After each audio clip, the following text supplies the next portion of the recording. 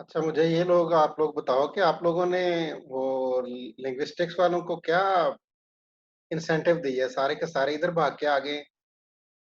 आप लोग 60 हो गए हो। क्यों भाई? सर ना लिटरेचर इंटरेस्टिंग बहुत है इसीलिए इधर आ गए। अच्छा अच्छा अच्छा, लिटरेचर इंटरेस्टिंग है। मैंने लिंग्विस्टिक्स सर बोरिंग है इसीलिए। कहा लेकिन चले, वो आपका एक अपना अच्छा डिसीजन है, जैसे भी आपने किया। और हमने उन्हें बताया कि फैकल्टी बहुत अच्छी है, इसलिए वो इधर आ गए। अच्छा अच्छा अच्छा अच्छा, एक्चुअली आप सब लोग बहुत अच्छे हो रहा। मुझे पूछा था मैनेजमेंट ने कि सर कैसा लेक्चर रहा, कोई किसी ने तंग तो नहीं किया, कोई इंटरप्शन तो नहीं की। तो बहुत सारे केसेस ऐसे हैं उनके पास जहाँ पे उन्होंने स्टूडेंट्स को रस्टिकेट किया है। मैंने कहा यार, जो हमारी क्लास होती है ना, खासतौर पे एमफिल की, ये सीनियर लोग होते हैं, रिसर्च क्लास होती है, और यहाँ एडमिशन वही लेता है जो लर्निंग के लिए आता है। फजूल टाइम वाले लोग यहाँ पार्टिसिपेट नहीं करते। तो मुझे तो बड़ा अच्छा लगा और बड़ा एज एवर पॉजिटिव मैसेज मिला, और कि ये बहुत अच्छे लोग हैं। It's honor for all of us. Thank you very much.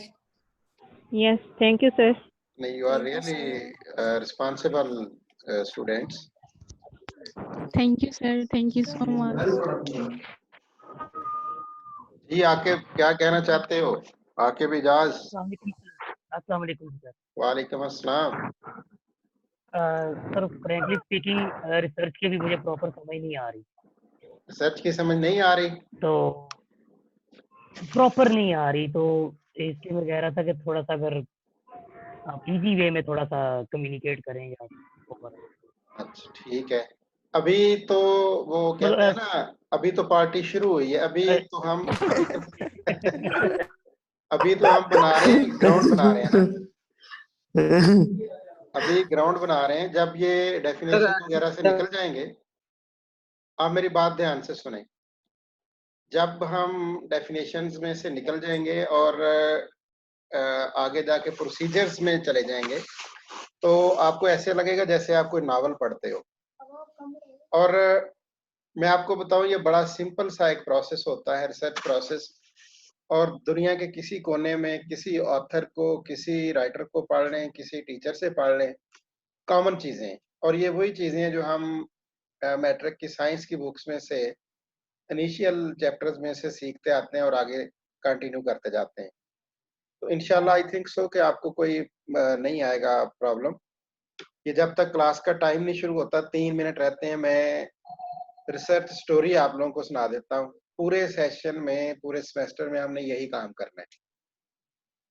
इस स्टोरी के जो हैं वो इन टोटल 17 कंपोनेंट्स हैं और 2 मेजर हिस्से हैं। पहला हिस्सा रिसर्च टाइटल से शुरू होता है और दूसरा मेथडोलॉजी से शुरू होता है। हाँ, तीसरा हिस्सा भी है, वो रिपोर्ट से शुरू होता है। अच्छा, अब अगर पहला जो कंपोनेंट मैं बता रहा हूँ, उसमें करना क्या होता है, हमने जी, 1 मिनट मुझे ये ना गैलेक्सी J6 से बात कर लेने दें। अगर इन्हें नहीं समझ आ रही तो फिर मर्जी है इनकी।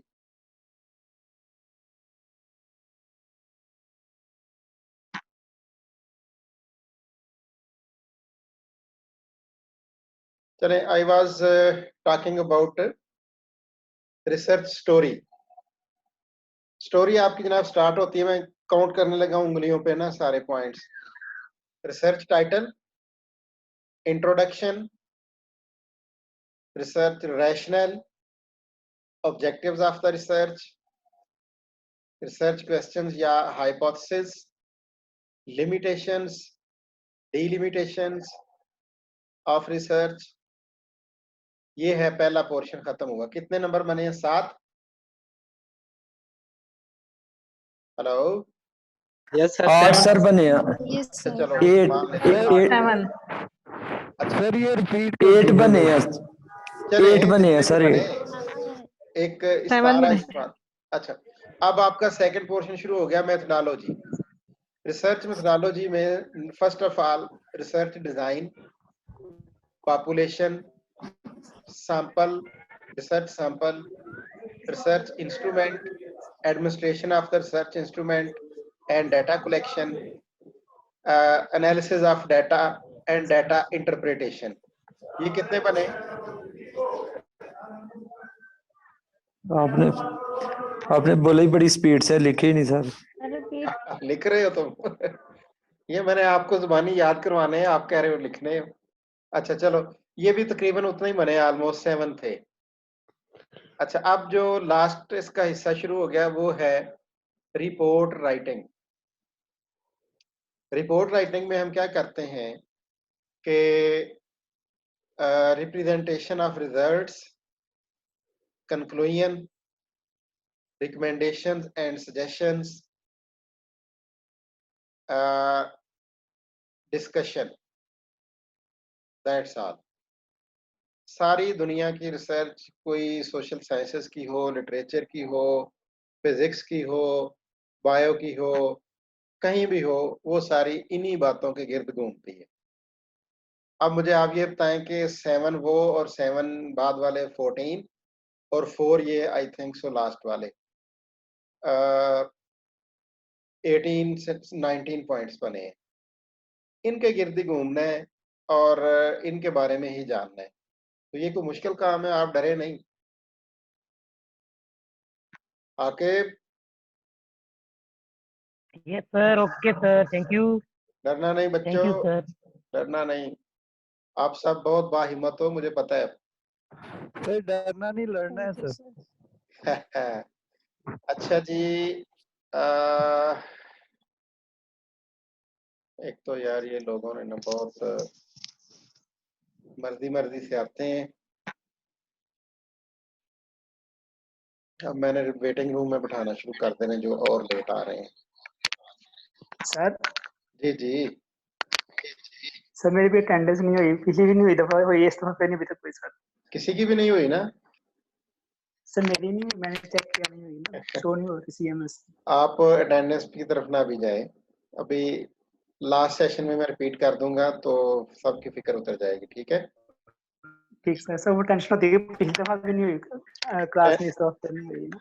अरे भाई टेंशन नहीं लेनी, टेंशन नहीं लेनी, कर देते हैं, हो जाती है अटेंडेंस, ठीक है? ठीक sir, thank you so much.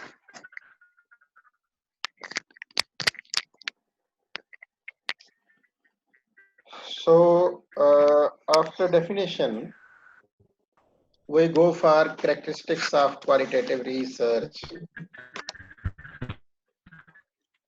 देखो मैंने तो इसको ये जो राइटर है ना क्रेसवेल, इसको इसलिए ऑप्ट किया कि इसने पॉइंट्स के अंदर बातें की हुई हैं। तो आपके पास कीवर्ड्स हों, पॉइंट्स हों, तो आप उन पॉइंट्स को डिस्क्राइब करके कहानी लिख लेते हो। और कहानी लिखना ही बेसिकली यहाँ पे that is the report writing ना, तो वही यहाँ पे असल कमाल है। So let's discuss what are the characteristics of qualitative research। Number 1, natural setting, field focused as source of data for close in action। Natural setting, मैं आपको समझा देता हूं कि नेचुरल और अननेचुरल सेटिंग में फर्क क्या होता है। नेचुरल सेटिंग है कि आप एक क्लासरूम में गए, तो जो भी मेथडोलॉजी और जो भी टॉपिक टीचर पढ़ा रहा था उसने उसको उसी तरह ही कंटिन्यू किया, और आपने देखा उनके पढ़ाने की मेथडोलॉजी क्या है, स्टूडेंट्स का वहाँ पे जो स्टाइल ऑफ क्वेश्चनिंग है या रिस्पॉन्डिंग जो है वो क्या है, और आपने उनको देखा कि वो वाइट बोर्ड यूज कर रहे हैं नहीं कर रहे, लाउड उनकी थी वॉइस या नहीं थी, कमरे का साइज और कमरा रोशन था, तमाम तरह की आप एक नज़र में सारा अंदाजा कर लेते हो कि वहाँ क्या हो रहा था। आप एक अपना पॉइंट ऑफ व्यू बनाते हो कि अच्छा लर्निंग हो रही थी कि नहीं, टीचिंग अच्छी हो रही थी। Excuse me sir. जी जी एक्चुअली सर अजान इज कॉलिंग, तो हम वेट कर सकते हैं 2 मिनट? Yes sure. Okay, sir. मैं तब Thank तक you, आप sir. लोगों की ना खामोशी से जो रह गए हो अटेंडेंस का कुछ करता हूँ।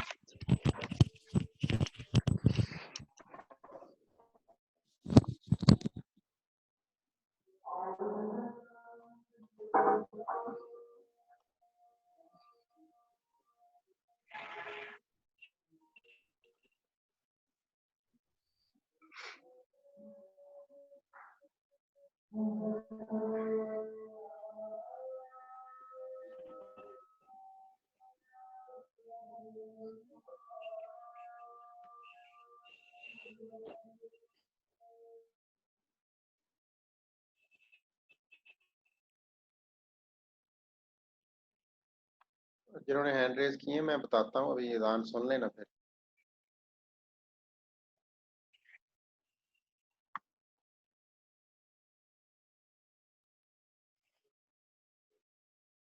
Hello, Sir, excuse me, sir. जी वालेकुम अस्सलाम।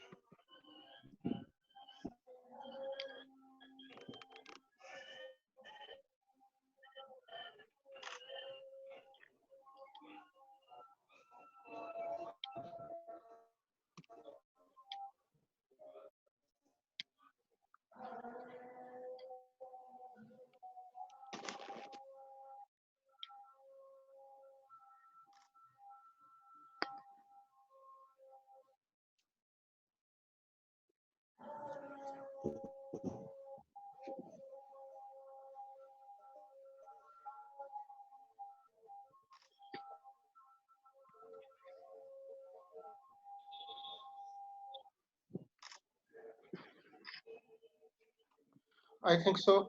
Azan is over. Should we start? Yes, sir. जी sir. Thank you. So,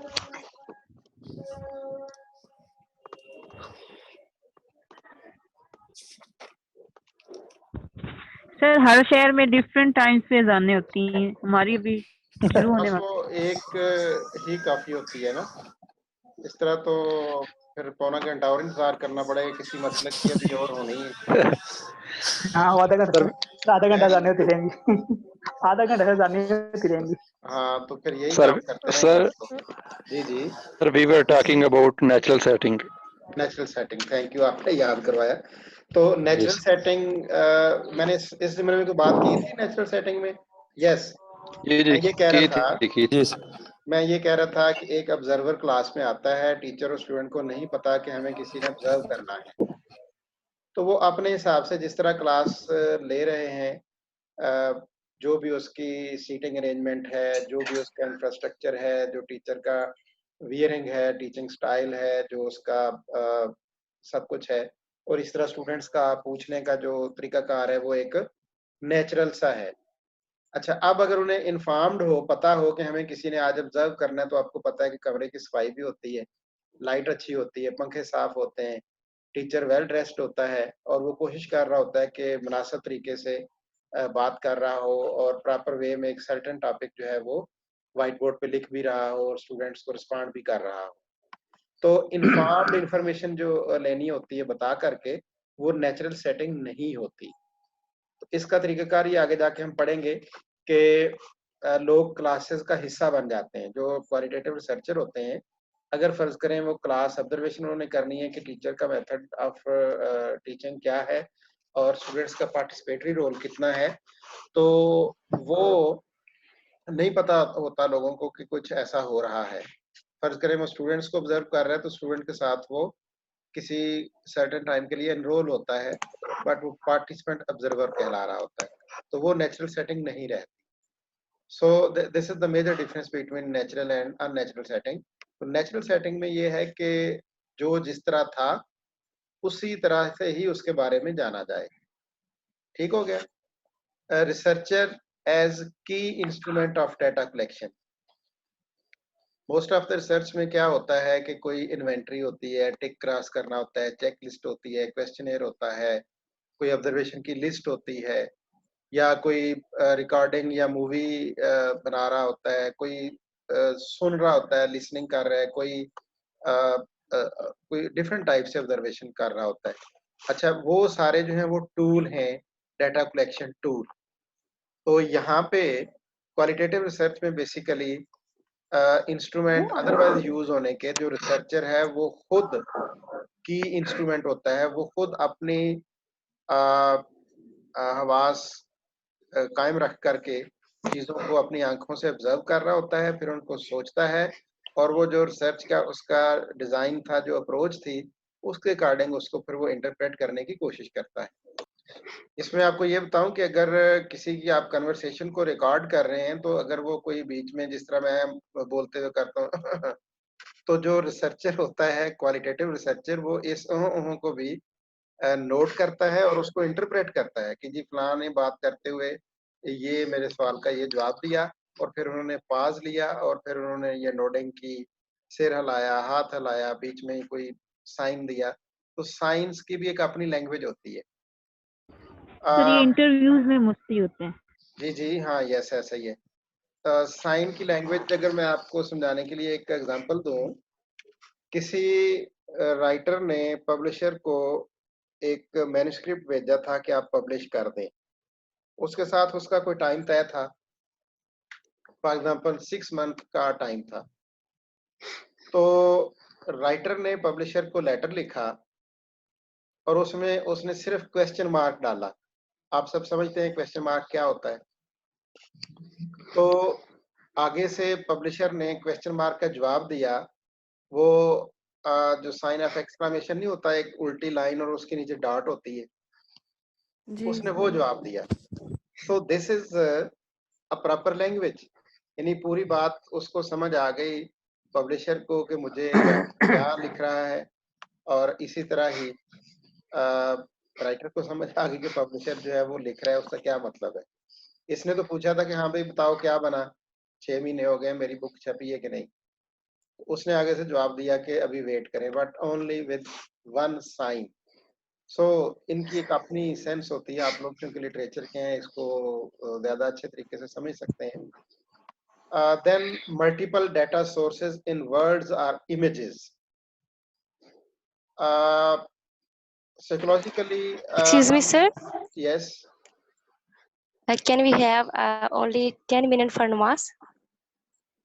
okay, कितने लोग जाना चाहेंगे? क्या हम इसको क्लोज करें या आप चले जाएं, हम कंटिन्यू करें तो आके फिर ज्वाइन कर लें? सर हम भी जाना चाह रहे हैं। सब जाना चाह रहे हैं? Yes sir. जी सर। अच्छी बात है, इस कोरोना से निजात की दुआ मांगनी चाहिए इज्तिमाई तौर पे। ठीक है, हम इसको जी पास सर। कर लेते हैं 10 मिनट्स के लिए, लेकिन आप 15 मिनट सर। आप लीव ना करें, जस्ट आप ऐसे Yes, उठें, मीटिंग लीव नहीं करें। मैं इसकी जो है वो रिकॉर्डिंग पास कर देता हूँ। ठीक है जी, ठीक हो गया, थैंक यू सर। सर एक बात और भी आपसे करनी थी सर, वो सुनते जाइएगा। जी जी, सुनाइए सुनाइए। सर जो नेट की वजह से ना डिस्कनेक्ट हो जाता है, तो दोबारा कनेक्शन पे फिर आप आगे एंटर नहीं करते हैं। अच्छा चलिए, मैं इंशाल्लाह कोशिश करूंगा कि मैं इस तरह की सब बातों को कंसीडर करूं, परेशान नहीं हो। वही है कि जी क्या हेलो question? सर, वो असाइनमेंट वाला कि उसके मार्क्स नहीं लगे हुए थे। कोई असाइनमेंट में कोई इशू होता है तो फिर मार्क्स नहीं लगाए जाते, या वैसे कोई और मसला है? नहीं, बिल्कुल नहीं लगे हुए थे या क्या था? सर लगे हुए नहीं थे, कुछ भी नहीं लगे हुए। ऑप्टेंट बिल्कुल खाली है, वहाँ पे कुछ नहीं है, जीरो भी मेंशन नहीं है। हाँ, तो 3-4 लोगों के 0 मार्क्स हैं। उन्होंने लिखा हुआ था लेकिन बिल्कुल ही इररेलेवेंट था, तो मैं नहीं लगा सकता था मार्क्स। आप नाम क्या है आपका? आसिया रहमान। हाँ जी, आसिया रहमान। अस्सलाम वालेकुम सर। वालेकुम अस्सलाम। सर वो ये जो आप बता रहे थे सर, ये क्वेश्चन मार्क है वो सर, कि वो उसने 6 महीनों का कहा था, ये जरा सर बात रिपीट कीजिएगा। अब मेरा ये कहने का मतलब था कि एक लेटर लिखा ना, तो लेटर में उसने और कुछ नहीं लिखा। वैसे तो हम लिखते हैं ना जी, अस्सलाम वालेकुम, मैं खैरियत से हूँ, आपकी खैरियत चाहिए, और मैंने 6 महीने पहले आपको एक मुसवदा भिजवाया था, तो मुझे बताएं उसकी क्या अपडेट है, अभी तक वो आपने छापा नहीं है, वगैरह वगैरह वगैरह। उसने सिंपल क्वेश्चन मार्क लिखा। तो क्वेश्चन मार्क, अगर मेरी और आपकी एक गुफ्तगू हो रही है और हमारी एक कमिटमेंट है कि हमने 8 बजे कोई काम करना है, मैं आपको साइन करता हूँ कि जी 8 बजे एक काम आपने करना है मेरे लिए, और आप आगे से कमिट करते हो कि यस सर ठीक है मैं करूंगा। तो 8 बजे अगर मैं बजाय पूरा टेक्स्ट लिखने के एक टेक्स्ट में क्वेश्चन मार्क डालूं, तो आपको अंडरस्टूड होगा कि मैं क्या कह रहा हूँ। जी मैं समझ गया सर, कि मतलब उसने क्वेश्चन मार्क में वो सारा अपना मैसेज कन्वे कर दिया। कन्वे कर दिया। अच्छा, अब उसने अभी हुआ नहीं था, उससे काम मुकम्मल नहीं हुआ था, तो अभी हम अपनी ही एग्जांपल ले लेते हैं। आपसे वो 8 बजे काम मुकम्मल ना हो, अभी आपको टाइम और चाहिए हो, तो आप मुझे रिप्लाई करेंगे कि वेट।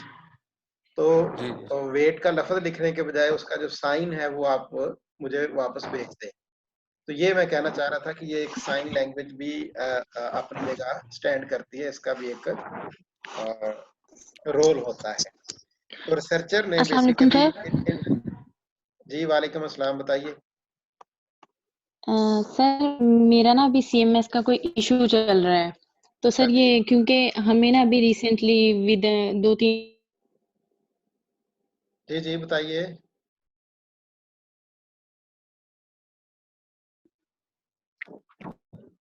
आप हैंड रेस सिग्नल करके का टेक्स्ट साथ कर दें, टेक्स्ट कर दें, टेक्स्ट सर कर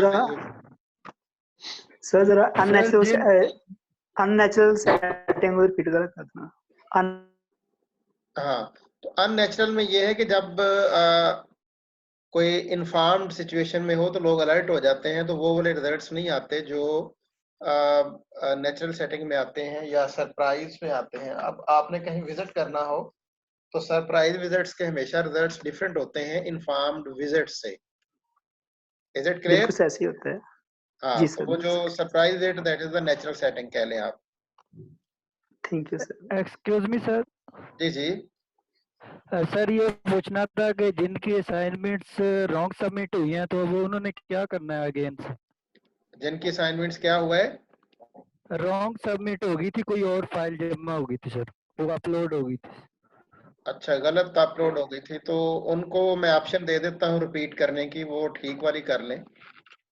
सर उनके फिर नाम नोट कर लें। मैं नाम इस तरह नोट नहीं करने ना, जिस तरह मैंने सीएमएस पे लिखा है, आप कोई रिक्वेस्ट भेजेंगे तो मैं करूंगा ना। सर सीएमएस पे तो कोई ऑप्शन नहीं है सर रिक्वेस्ट का सर। अच्छा, इसको आप जरा एक्सप्लोर करें सीएमएस को कि आप उसमें कैसे रिक्वेस्ट कर सकते हैं। तो किसी तरह मुझे राइटअप में मेरे अपने ऑफिशियल ईमेल आईडी से मेरे ऑफिशियल ईमेल आईडी पे ईमेल कर दें। मैंने आपको बताया, मैंने वहां लिखा भी हुआ है कि मेरा ऑफिशियल ईमेल आईडी जो है वो क्या है, v.emc। तो उस सर पे आप रिपीट ईमेल कर करें। दो। सर सलाम अलैकुम। जी वालेकुम अस्सलाम। सर शहबाज अली बात कर रहा हूँ, गिलगित बल्तिस्तान से मेरा ताल्लुक है। जी जी। तो बहुत रिकॉर्ड एरिया से बिलोंग करता हूँ सर। तो पूरी इधर सिटी जो है लॉकडाउन है। तो मैं रिसेंटली अभी मैंने ज्वाइन किया आप लोगों को, क्योंकि इधर इंटरनेट इशू है, 4G भी नहीं चल रहा है और इधर कोई वाईफाई का भी कोई सिस्टम नहीं है। जी तो जी। मैंने आज अभी आपको 10-15 मिनट अभी हुए कि मैं कोई नेट पे आके मैंने आप लोगों को ज्वाइन यू किया। आर मोस्ट वेलकम, यू तो आर मेरा मोस्ट जो वेलकम। सर असाइनमेंट का मेरा काफ़ी इशू बना अभी, क्योंकि मैंने रिसेंटली अभी ज्वाइन किया, क्योंकि इधर नेट इशू है, 4G नहीं चल। अभी आप बात सुने, इब्तदाए इश्क है रोता है क्या, देखिए देख आगे आगे होता है क्या। अभी पहली असाइनमेंट है, पहला दिन है, इतने आप परेशान ना हो। वरीड होना मेरे लिए फख्र की बात है कि आपको एहसास है। It's fine enough. मुझे आपकी जिम्मेदारी का यानी खुशी हो रही है कि आप जिम्मेदारी का आप लोगों को एहसास है, लेकिन इस पे परेशानी की जरूरत नहीं है। इसलिए नहीं सर है really I am worried about this तो थिंग यार, सर। बात आप सुन लेंगे मेरी भी। ठीक है सर। परेशानी की बात इसलिए नहीं है कि अभी मल्टीपल असाइनमेंट्स लेनी है, मैंने तो रोजाना हर क्लास में हर लेक्चर में असाइनमेंट्स देनी है। उनको आप करें, वो अगर अच्छी हो रही होंगी, एंड टाइम होंगी, उनमें कोई प्रॉब्लम नहीं आ रही होगी, तो इसको भी मैं किसी ना किसी तरह कोई एवरेज निकाल